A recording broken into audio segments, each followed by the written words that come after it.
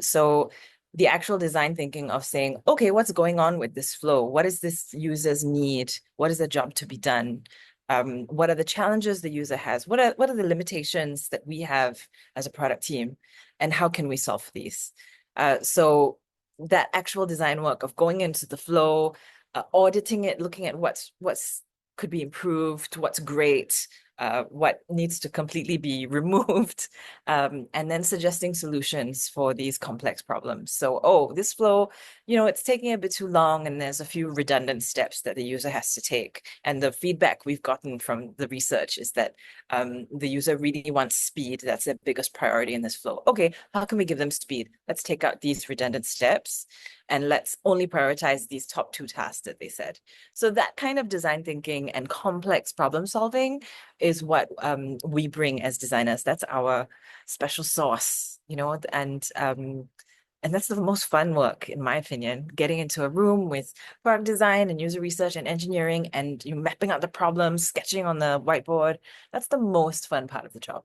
Yeah, it's collaborative. It Yes. uses human creativity in the process, and it's, as you said, it's a process of also exploring your curiosity. Yeah, Mhm.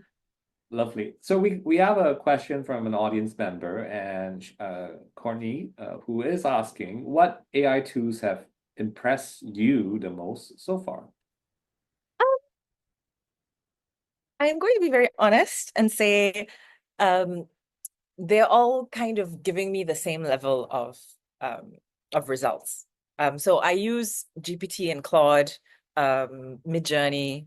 Um, None of them have particularly blown my mind, I'm going to be honest, because they're all drawing on the same language models. They're all drawing on the same like content out there that exists that's teaching them to do what they do.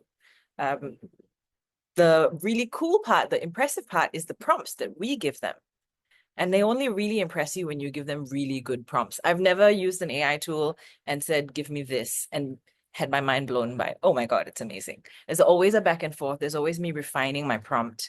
There's always me checking it with another AI tool and coming back.